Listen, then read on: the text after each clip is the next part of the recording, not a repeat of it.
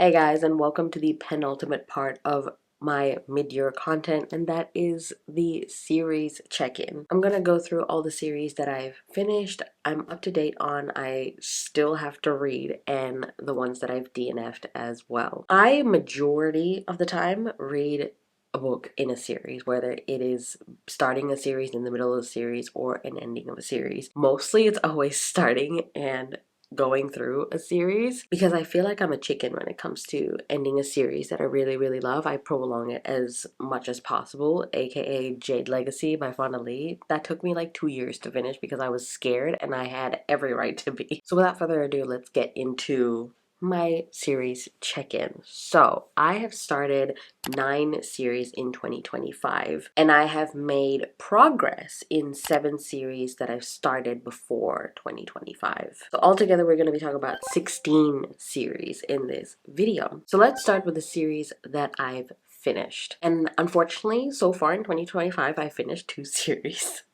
And they're very short series too. There are 2 duologies. But it's okay. Look, I am in the middle of a couple series which I see myself finishing before the end of the year. So it's fine. This is just a midway check-in. So the first series that I finished in 2025 was the Secrets of the Nile series by Isabel Ibanez. This is a YA fantasy duology, historical fantasy duology. I started What the River Knows at the end of 2024 and I finished the second book in the duology at the start of the year. This takes place in the 1800s Egypt and also Buenos Aires, and we follow a main character, Inez, who is in Buenos Aires, and she gets a letter from her uncle saying that her parents have died from an expedition that they were doing in Egypt. And Inez also gets a package from her father sending her a mysterious ring that is to do with the myth of Cleopatra, which is one of the things that I really loved. And she's trying to figure out why her father sent her the ring and what actually happened to her parents. So she travels to Cairo to go meet up with her uncle to try and figure out what happened to her parents. And there she meets her uncle's assistant, Wit. And there's a romance between the two. It's kind of like a hate to love situation in the first book and another trope in the second book, which I won't say because it's a bit spoilery. But I liked the trope in the second book. And the second book, relationship-wise, romance-wise, is my favorite, but plot-wise, the first book was definitely my favorite. It delves into Egyptian mythology. There's a murder mystery plot in the second book and also obviously the first book as well. Egyptian mythology in this was very much prevalent, but not so much in the second book. Kind of disappeared and I was like, where did it go? But overall, I really liked the duology. It was a fun YA duology. I really liked the romance. It was so angsty, it was so dramatic. It was like a will they won't they. I loved the banter as well, and I will definitely be reading more of Isabel Ibanez's work. I believe she has a new book coming out. I don't remember what it's called, but I remember the cover, but I'll put it up here. I'm definitely gonna try and check it out when it comes out. It seems very interesting. The next duology that I finished is the Crimson Moth duology by Kristen Cicerelli. This is another YA romantasy duology.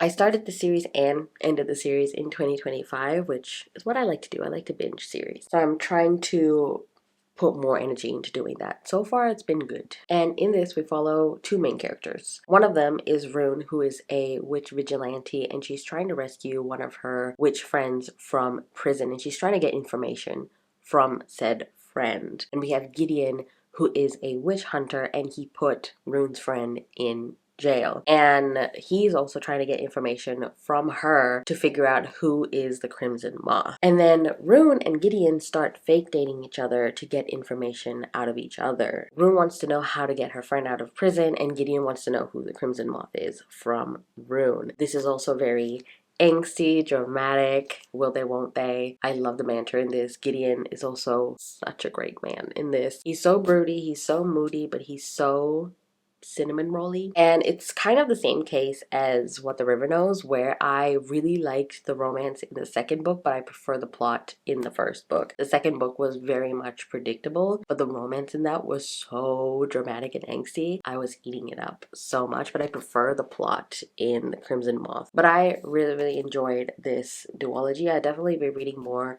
works from Kristen Cicerelli. I think she did a series, a YA series called The Last Namsara. Always wanted to read that. Maybe I will go back and check out her backlist because I really like her writing style and the way she wrote the romance as well. So those series that I have finished in 2025 so far. Now let's get through the series that I am up to date on, and those are the series that I'm just up to date on it. There's no next book for me to continue, and I have 5 series on this list. The first one is Lore Olympus by Rachel Smythe. I've been reading Lore Olympus for a very, very long time. I want to say like 2-3 years maybe. Never mind, according to my notes, I started in 2021, so that's about 4 years ago. And in 2025, I read volume 6 and 7, which I gave both 5 stars to. This is one of my favorite graphic novel series, and it is a graphic novel series that follows Greek gods, mainly focusing on Hades, Persephone, and their romance. I love the art style in this graphic novel series. It does delve into dark topics such as sexual assault and just, I guess, emotional abuse in relationships. It doesn't shy away from the dark topics that comes with Greek mythology and how complex these characters are, because they're not just black and white. And I know volume 8 just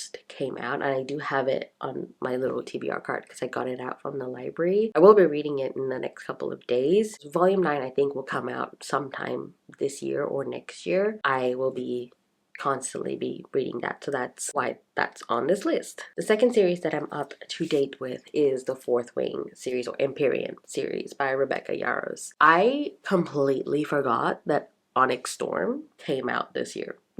I thought it was last year. It doesn't feel like January existed at all. It just felt January like was last year. But Onyx Storm did indeed come out this year in January, right? Yeah, end of January, and I did read it. And I started Fourth Wing in 2023. So yeah, I've been steadily reading each book as they come out. And I'm pretty sure book 4 is still being written. And in Fourth Wing, we follow our main character, Violet, who is going to a war college, a dragon riding war college. And she's going through a series of trials to bond with the dragon. But obviously, some things are not as it seems. There's a war going on. And of course, there's a romance in this series with our shadow guy, Xaden, and he's the son of a rebel that started a rebellion a very long time ago, and that all the people in the rebellion were killed, and their children have been forced to go to this war college and enlist in the army. This is a very, very fun series full of action, romance, dragons. However, the third book is not my favorite because I feel like we're delving into a lot of the world, like a different part of the world, but not a lot of it is explained. We're just kind of given it, and that's pretty much it. Maybe I will feel different after rereading it now that I have already read it, and then having fresh eyes on it will help me understand a bit more. But either way,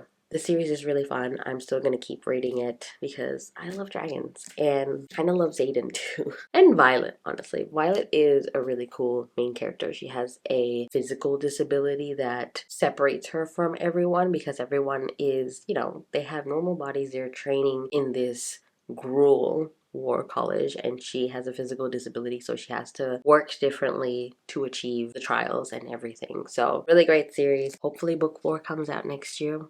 We'll see. The third series that I'm up to date with is Heavenly Bodies by Imani Iriu. Guys, I love this romantasy. I was obsessed with it when I read it, and I had a really bad book hangover because of this series. And book 2, Fallen Stars, is coming out in November, so I'll definitely be jumping right into it. But so far, at this moment in time, I am up to date with it. We follow main character Alara, who has a prophecy attached to her where she will fall in love with the King of Stars and in turn kill them both. And the King of Stars, Ariete, knows about this prophecy and goes to kill her entire family because he doesn't want her to fall in love with him and therefore kill him. Stupid.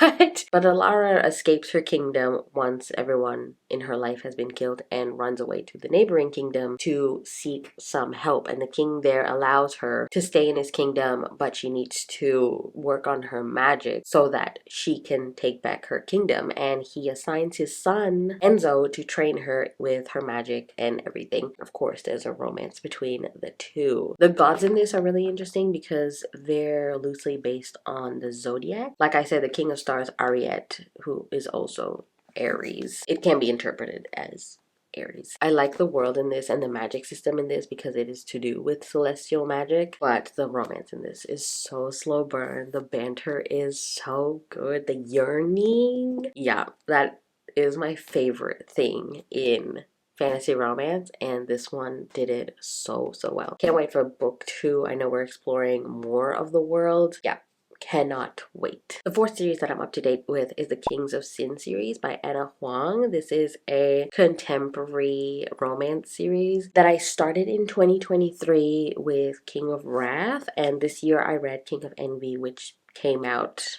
I want to say May, maybe. And I think book 6 is coming out later this year, and I'm probably will read it then too. Each book in the series followed a different couple, and I read King of Envy, like I said. I definitely think that King of Envy is my favorite in this series for sure, and I was actually giving up hope from the series because I didn't feel like the books were up to par with the Twisted series, which I really loved. I felt like a lot of the romances were really fast developing. There's a lot of telling not showing, so I wasn't really invested in the romance, but King of Envy, yeah, that's where it's at for sure. And the last series that I'm up to date on is The Book of Azrael by Amber V. Nicole, which is the God and Monster series. So this is a series that I binged, basically. I binged book 1, 2, and 3 back to back, and I loved that experience, honestly. And book 4, Wrath of the Fallen, is coming out in October, so I'm definitely going to be reading that as well when it comes out. And in the Book of Azrael, we'll follow a main character, Diana, who has made a pact with Caden to save her sister, and she got turned into a monster, also called an Igmorithian, in this world. And now working for Caden as an Igmorithian, she has to do a lot of things that she's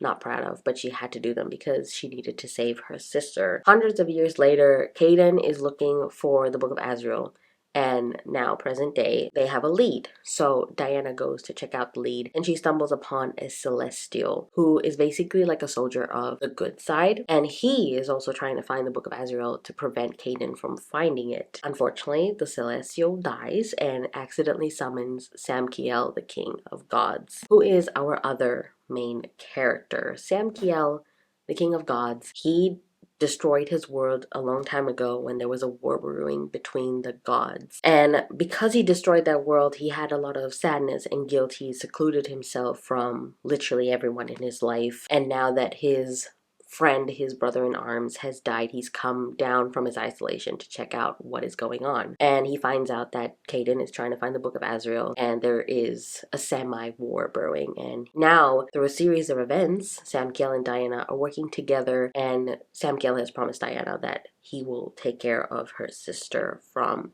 Caden. They both have to work together to try and find the Book of Azrael. Obviously, the plot expands more than that.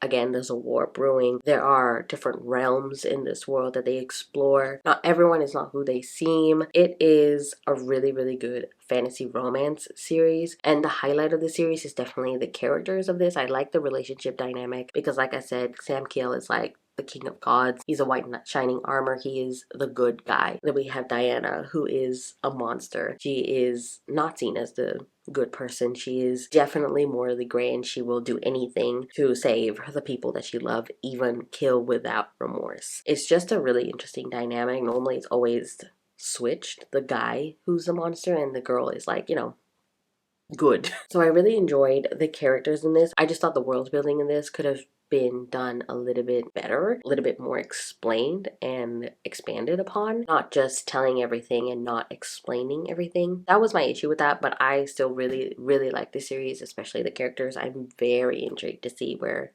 the next book goes, because yeah, there's a lot of plot twist in here for sure, and I need answers. Now let's go into the category of shame, and that is ongoing series. So this means the books are out there and I just haven't continued on in the series. And in this category we have 6 series that I need to talk about, and the first one is The Faithful and the Fallen by John Gwynne. I currently am reading the 4th and final book, Wrath. I have about like 100 pages to go, so this series is definitely going into the completed pile for sure. But this is like all the series from January till June.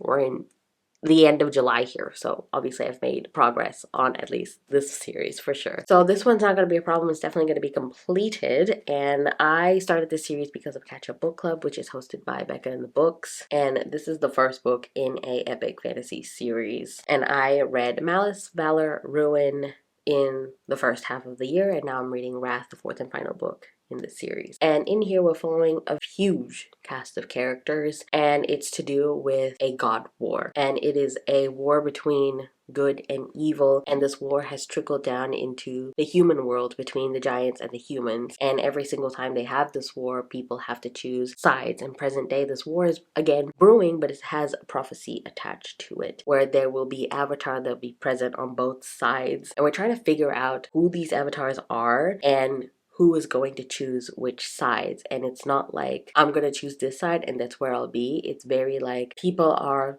always switching sides, and that's the series. We're following our main character Corbin. We have a lot of characters here, but really we're following Corbin and his journey in this complicated war. We see him as a young man till, you know, he is a man. I really do like this series a lot. Is it my favorite series of all time? I'm gonna say no, but it is a very solid series. I do like John Gwynn's writing. I do like the way he writes characters. I want to read more of his works, and I will be reading more of his works for sure. There's a lot of emotion in this series, which is something that I really love as well. And I feel like because there's so many characters, we're not focusing on each individual character as much as I would like to, so I'm not as invested in this series, but I do have some favorite characters for sure, like Maquin, Veratis, Siwin. But I just think if you like classic fantasy tropes that are done well but also has a cool twist on it, I think you'll definitely really like this series. Definitely trigger warnings for animal deaths. That's the one thing in this series that kills me. There's a lot of animal deaths in this, so be wary of that. The second series that I haven't completed is the Magnolia Parks series by Jessa Hastings. Who be fair,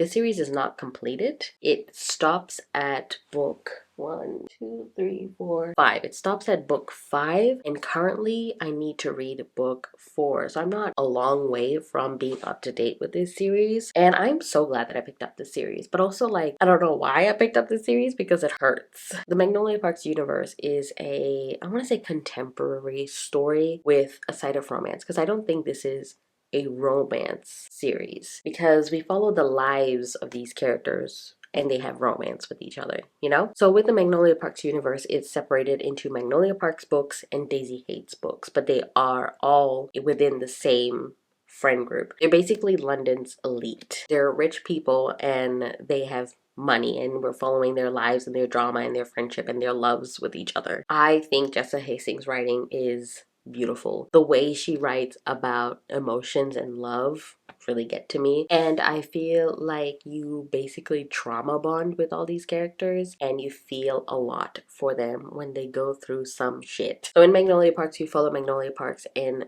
BJ, and in Daisy Hates you follow Daisy Hates, Julian Hates, and Christian Hems. So far my favorite is Julian Hates, but I've read more Magnolia books than I have Daisy Hates books, so I'm still trying to figure out who I like, who I don't like, and get my bearings, you know? So I've read Magnolia Parks, I've read Daisy Hates, I've read Magnolia Parks The Long Way Home, so that's 3 books out of the 5. It's very toxic, this relationship, Magnolia and BJ. It's very toxic. Think Chuck and Blair from Gossip Girl. Very toxic, very complicated, a lot of miscommunication, which I actually hate, but because knowing that going into this, I was weirdly okay with it, and I was enjoying's a hard word because it's a lot of shit that they go through. Look up trigger warnings for sure, especially for Magnolia Parks The Long Way Home. That one has a lot of triggers. Please check the trigger warnings for that. It is not pretty and it's very tragic. But I really do love Jessa Hastings' writing for this, and yeah, I really recommend this series. Next up, we have the Aurelian Cycle by Rosaria Munda, the first one being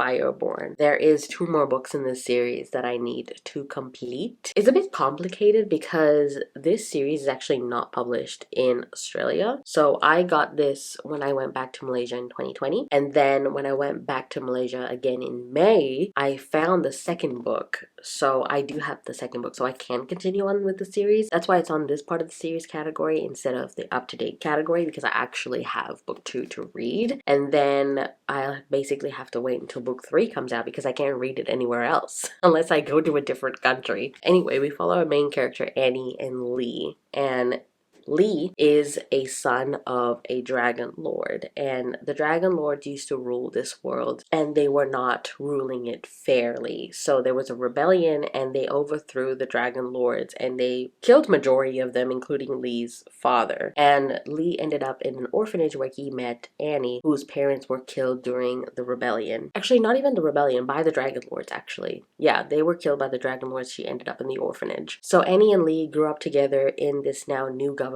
system, and they worked all their way up to be dragon riders. These dragon riders now have a tournament to decide who will be the first rider, and the first rider will also be the successor of the first protector. The first protector is who led the rebellion, and he's wanting a successor. And now Lee and Annie have to go through this tournament to figure out who the successor will be. But like I said, not all the dragon lords were killed, so some of them have been lurking in other islands, and they're now coming back and wanting to take back this kingdom. And they're sowing some dissent with the new government, and the government is not responding as they should with the people. It's just a really interesting conversation about politics in the world. Even though, yes, you have a rebellion and you now have a new government system, will they still do the right thing when pressure is put on them, or will they revert back to the old government system? Very interesting discussion. That's what I really appreciated with this, but this is really fast-paced YA fantasy series. I'm not a fan of the fast-pacedness, but I do really enjoy the dragon aspect in this, and of course the characters and the politics in this. I just wished it slowed down a little bit, so we'll see what happens in the second book. The fourth series in this category is the Legendborn series cycle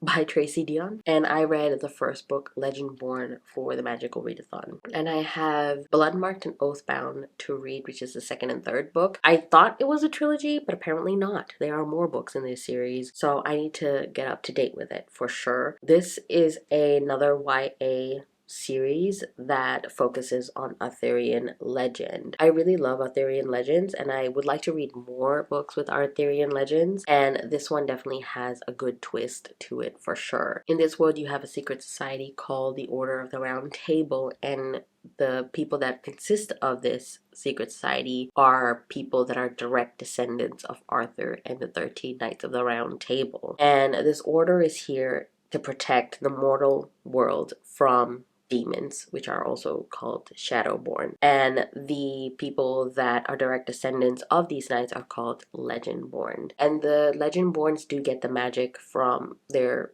predecessor knights, which is another really cool thing as well. But we follow the main character Bree, whose mother has just died recently, and she's going through a lot. But she's gone through to this new college, and she's gone to a party where she witnesses a magical attack, and we have these Legendborns there fighting a demon. Not that she knows about it. These Legendborns, after the magical attack, erases everyone's memory to protect the mortal world. But somehow Breeze remembers it anyway, and she also remembers that she thinks the Legendborns have something to do with her mother's death. So she wants to get into the secret society and figure out what happened to her mother. And Bree's African American, and there's a lot of talks in this of racism and slavery, and I think that also went together with the magic system as well. Being a person of color, it was really nice to see how the racism was dealt with and how it was in here. Because it was a YA novel, it was great to have those discussions. But yeah, I am very excited to continue on with this series. I want to see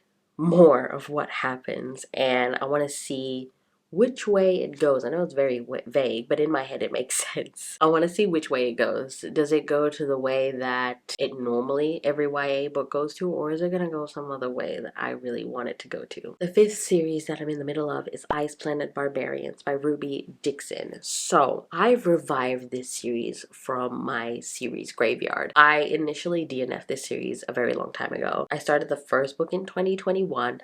Didn't think it was for me, put it in the DNF pile. But over the years, I have this friend, Christine, from the Roomies Digest. She absolutely loves Ice Planet Barbarians. She's been hollering and houndering and wanting me to continue on with the Ice Planet Barbarians series. So I read some of them back to back. I read Barbarian Alien, Barbarian Lover, and Barbarian Mine, and in between them, they all have bonus chapters or short stories.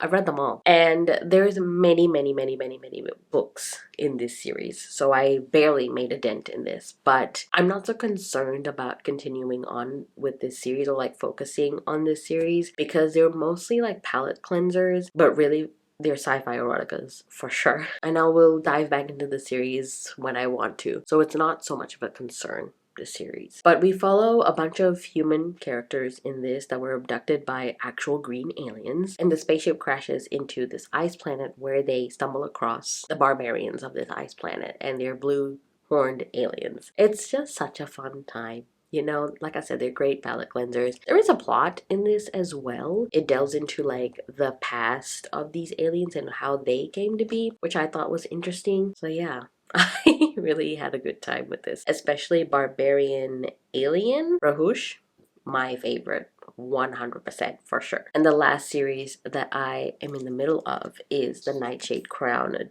trilogy by Hannah Witten. And I started the series this year, and this is my usual Abby and Sam buddy read. We do a buddy read every time, like here and there. The last one we did was the Magician series by Raymond E. Feist. That was a good time, that was a success. And now we're diving into the Nightshade Crown trilogy. I have yet to read book 2 in this series, whereas Abby and Sam have already finished book 2. I am behind as per usual, but I will be picking up book 2 very soon for sure. I just thought when I started this first book, I thought it was okay. I don't know if I'm going to continue on with the series. I'm gonna give book 2 a try and see how I go. If I like it, I will finish off the series. If I don't like it, the series will be DNF'd, and you will find out at the end of the year what my decision was. I can't even tell you what this series is about because I have forgotten. I really have. But this is a Fairy Loot edition, and I will say this is a romantic epic fantasy that follows a poison runner who is thrust into a world full of court intrigue, forbidden romance, and death magic. And that is true. We follow a main character, Lore, who is involved in like the criminal underground of this city, and she's caught by like the king's guard and brings her to the king, and the king, instead of executing her, wants her to use her death magic, her necromancy magic, for something else. People in neighboring villages are dying, and the king is trying to figure out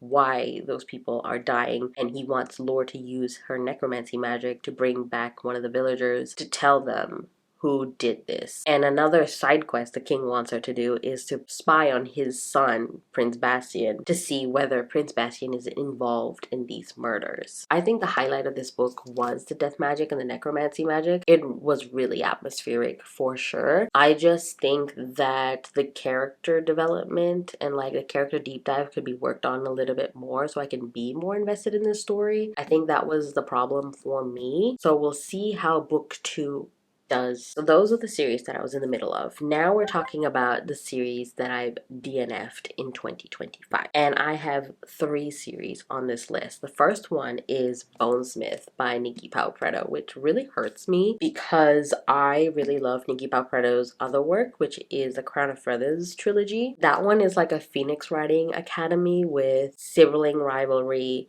and also a war as well. It is really good YA fantasy trilogy. Please pick that up instead of this, honestly. This is a YA duology, and I feel like it should have been a trilogy so she can flesh out more of the character development in this because that was severely lacking in this duology. So I started Bonesmith in 2024, and I went on to read book 2, which is Ghostsmith, in the beginning of this year. And I DNF'd it because I just didn't care. And like I said, the character development in this was really lacking. I think that the world building in this was done very well, which I think is Nikki Palpretto's strength, and which is what I liked in Crown of Feathers trilogy. I loved the world building and the lore, but she also did her characters really well. So I was shocked to see that the characters weren't done well in this. But I also like the magic system in this because it has to do with death magic as well. Following our main character Ren, who's wanting to become a Valkyr, which is a ghost fighting warrior or bonesmith, and she's going through these trials to become a Valkyr. But before she could finish her qualifying trial, she gets banished to the border wall. Her father banishes her. And the border wall is the last line of defense against the wasteland called the Breach. Think like Game of Thrones, where there is a wall between the land of the dead and the land of the living. Exactly what it is. So Ren has to go to the wall to guard it to prevent people from coming into the normal lands. There's also a war previously where ghostsmiths used to resurrect dead people to attack the land of the living with the help of ironsmiths. So this wall was erected to keep the dead and the ghostsmiths away from the land, including the ironsmiths as well. They're in the wasteland. So while Ren is at this wall, a prince comes to visit the wall and he gets kidnapped by ironsmiths. And Ren, wanting to prove herself, goes out and tries to rescue the prince. But unfortunately, she has an unlikely ally with an ironsmith, so she has to team up with him to go and find the kidnapped prince. There's a romance between the two of them. Julian, I think his name is. I really liked him because he has a metal arm, and I'm a sucker for someone with a metal arm. But I really think that the character development in this could have been done well, and I could have loved this a lot. But alas. So the next series I DNF'd is the Divine Cities trilogy by Robert Jackson Bennett. So I started the City of Stairs in 2021, and I finally picked up book 2 because I was trying to work on my series, right? So I picked up book 2 to finally give it a try. I read through all the spoiler summaries of City of Stairs. I even watched the live show that I was a part of back then when I was reading the City of Stairs. And then I started City of Blades and I realized I didn't care. So I DNF'd it and the series, and that is exactly why I wanted to give it a try, because I wanted to decide if I wanted it to be on my series spreadsheet or just be gone. And I wasn't too upset about DNFing the series because each individual book is a series of standalones, and I'm not a fan of those with fantasy, sci-fi, or fantasy romance. I prefer not to go into series that are a series of standalones because I don't feel like I like that. If not, I would just read a standalone. If I wanted to read a series, I would like continuation. I don't want a series of standalones. For contemporary romance, that's fine, but any other genre, I'm not a fan of. We have these cities that were ruled by different gods, but then a war happened and the gods were all killed, and the people that were living in these divine cities are now enslaved. And there was an emissary that came to one of these cities and was murdered, and now our main character has to go to one of these divine cities and investigate what actually happened to this emissary. And from what I remember when I started the second book, exact same plot, just different characters, different city, different murder. Was not interested. But I did really, really like the world building from the first book from what I remember. If you're interested and you like Robert Jackson Bennett, I would definitely recommend this series. I just personally wasn't a fan of the series of standalones, but I do really like his Foundry Side series, which we won't talk about it, but it's on my ongoing section of my spreadsheet because I haven't read the last book. And the last series on the DNF list and for this video is the Elements of Cadence duology by Rebecca Ross. This one's a weird one. So I read A River Enchanted in April, I want to say, and I really, really like this. I give 4.5 stars. We have our main character, Jack, who was living in the mainland because his mom sent him there as a child, and now he has to come back to his home, which is the Isle of Cadence, because girls are going missing in the east of the Isle of Cadence, and they need a bard to try and ask the spirits where are these girls and what is happening, who's doing this to them. So Jack has to come back and become the bard of the east to again ask the spirits and ask what is happening. And in this Isle of Cadence, we are separated between the east and the west, and that happened a long time ago, but the spirits really rule the Isle of Cadence, and the east side have their own uses for the spirit magic and the west side has their own uses of spirit magic. They're kind of like opposite uses, but in the east, in order to use the spirit's magic, they have to deal in secrets. So this island is just full of secrets and drama, and it's giving like small town vibes with a lot of secrets and drama. And this series is definitely character driven for sure because of it, and I like the spirit's elemental magic in this as well. And I thought when it ended, yes, there was a big plot twist as well, and like the plot continues on with the second book, but I was satisfied the way this ended, and I wasn't interested in continuing on with the series. I did try A Fire Endless. Yes, that's the second book. I did try the second book, but I wasn't interested. I thought that this was good enough for me, so I didn't want to continue, but I will be definitely continuing on with Rebecca Ross's other works, which is Divine Rivals. We'll definitely be checking out that duology next. I really thought I wouldn't like this book because I'm not a fan of lyrical, magical realism, that type of thing, but this one was very grounded and rooted, and the explanation of the magic was great, so I understood what was happening with the magic instead of it just being like kind of magical realism where it's just there and you don't have to understand it. So I'm glad that this worked out for me, but also not glad that I didn't have the series, but I'm glad that I read Rebecca Ross's works. Those are all the series that I have finished. I'm up to date on. I still have to work on and have DNF'd for 2025 so far. So for sure, by the end of the year, I will definitely say that The Faithful and the Fallen will definitely be finished. The Nightshade Crown trilogy will be decided, so it will either be finished or it will be DNF'd. I think that I will definitely be up to date with the Magnolia Park series for sure, and so will I be up to date with Heavenly Bodies and the series Gods and Monsters by Amber V. Nicole. I'll definitely be up to date with these. I will not spoil what series I've started for the second half of the year. You would just have to find out through my wrap-ups and of course my series check-in at the end of the year. I just love series, you know what I mean? Definitely, obviously fantasy series, as you can see. I just love diving into a good series that I can spend a lot of time with characters and the world. But anyway, let me know down in the comments if you've read any of these series. Let me know what is a series that you really want to continue right now. And if you have made it this far, let's leave a sun or moon emoji for Heavenly Bodies down in the comments. Like this video if you like to, subscribe if you want to. All my socials and the link for my book club is available down below if you want to check it out. Thank you guys so much for watching, and I will see you in my next one. Bye!